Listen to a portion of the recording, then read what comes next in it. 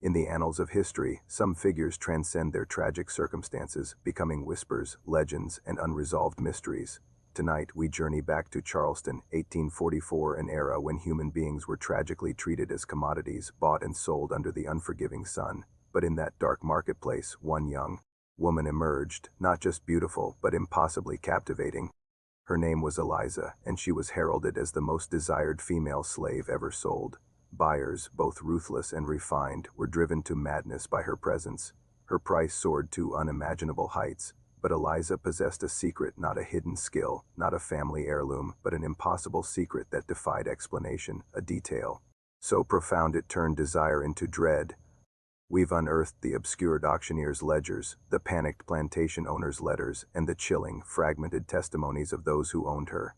They speak of a beauty that was otherworldly and a silence that held a cosmic truth. Stay with us, because Eliza's impossible secret reshaped the lives of all who possessed her, revealing a darkness far deeper than the chains that bound her.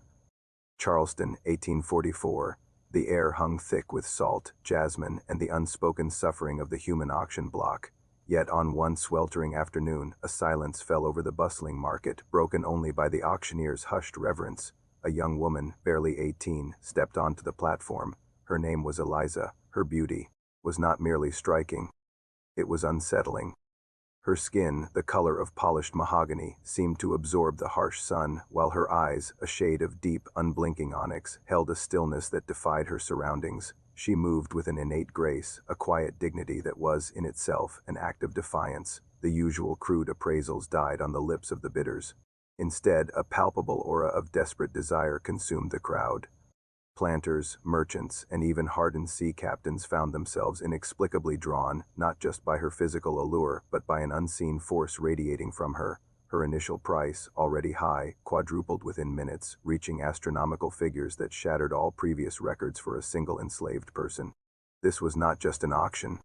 It was a fever dream, a collective madness for a woman who seemed to embody both profound sorrow and an impossible, silent power.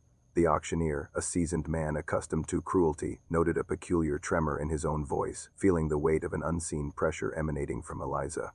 She was sold to the wealthiest, most ruthless planter in South Carolina, a man known only as Silas Blackwood, whose sprawling plantation, Shadowbrook, would become the stage for Eliza's impossible, chilling secret.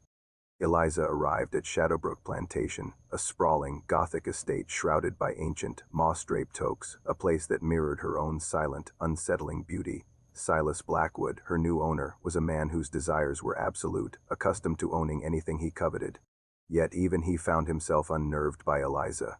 He noted her perfect compliance, her effortless execution of tasks, and her profound, unbreakable silence. Eliza rarely spoke, and when she did, her voice was a soft, almost ethereal whisper that seemed to carry no weight, as if it was merely an echo of a sound heard long ago. Blackwood, accustomed to breaking spirits, found no spirit to break in Eliza.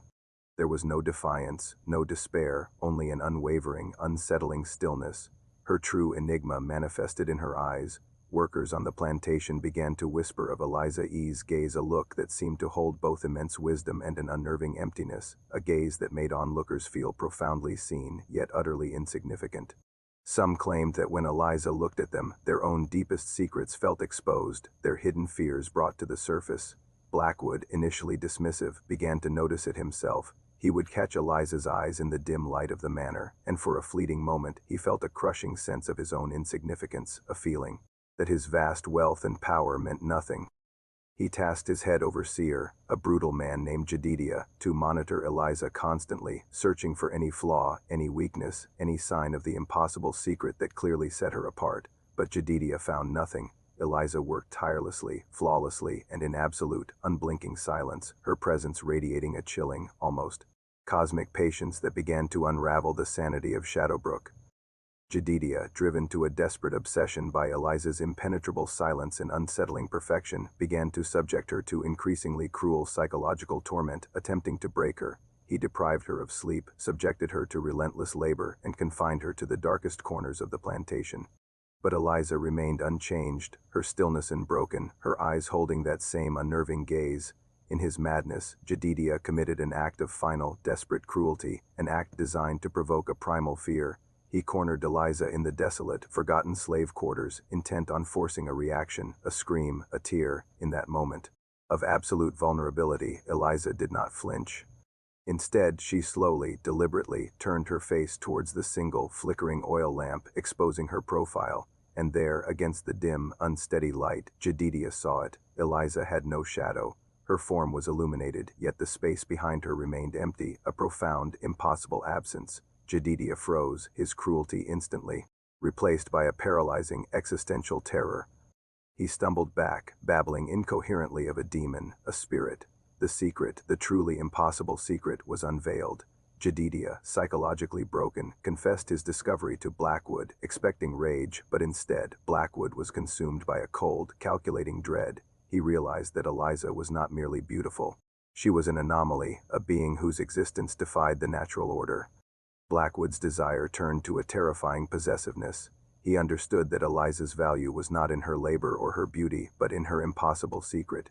He confined her to the manor, not as a slave, but as a guarded phenomenon, a dark, silent wonder that he now desperately needed to understand. He was no longer her owner. He was her captor, enslaved by the existential mystery that Eliza, the woman without a shadow, embodied. Silas Blackwood, now utterly consumed by Eliza's impossible secret, abandoned all pretense of a working plantation. His focus shifted entirely to Eliza, transforming Shadowbrook into a private, horrifying laboratory of obsession. He consulted forgotten texts, ancient folklore, and even black market occultists, desperate to understand the nature of a human being without a shadow. He kept Eliza in a meticulously lit room, constantly observing, attempting to force a shadow, a flicker of normal reflection. He theorized she was a spirit, a temporal anomaly, or perhaps a cosmic entity that had assumed human form. But Eliza remained in her unbreakable stillness, her eyes occasionally meeting Blackwood's, conveying a silent, knowing pity that only intensified his existential dread. Blackwood grew gaunt, haunted by the profound emptiness behind Eliza. He became convinced that Eliza's presence was subtly draining the light from Shadowbrook, not just physically, but spiritually. The plantation began to decay, crops withered, and the slaves whispered of a creeping despair that descended upon the estate, a sadness that radiated from the manor itself. In his final, desperate act, Blackwood demanded Eliza reveal her secret, screaming for an explanation. Eliza simply looked at him, her lips forming a single, soft, echoing whisper, "You looked too long." Blackwood was found dead in his study days later, his eyes wide open, staring at a blank wall, a chilling testament to the gaze that consumed him. Eliza vanished from Shadowbrook as mysteriously as she arrived. The plantation soon crumbled into ruin, forever haunted by the shadow of the woman who cast none.